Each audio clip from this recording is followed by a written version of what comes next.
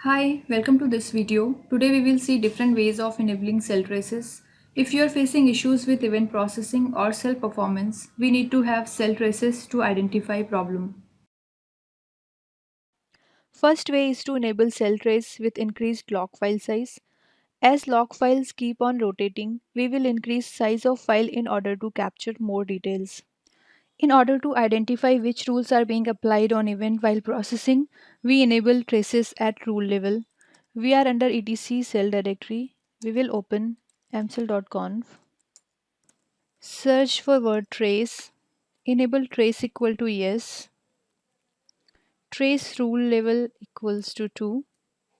Change file size to 50 so that it has all the details. Save this file. Open another file mcell.trace. Add line all stdr.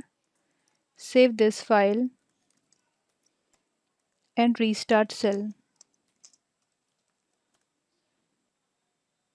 Reproduce issue.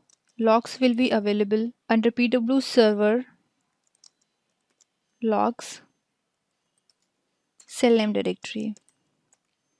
If you want to open support case, you have to share log cell name, wire cell name, and etc cell name directory with the case.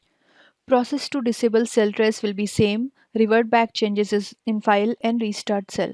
In case you do not wish to restart cell and you want to enable this trace, we can do it dynamically. And we need to run stddr command mccfg trace -n cell name all stddr. And we have to run one more command which is mcontrol -n cell name trace rule on.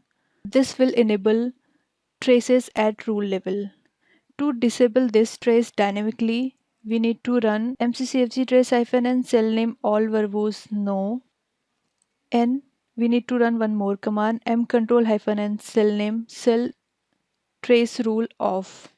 This will disable trace at rule level. Please note, every time whenever you are enabling traces dynamically, you have to make sure that parameter in mcell.conf for file size is enabled. Trace file size should be enabled and file size should be of 10 to 50 MB so that it can write all the details in log file.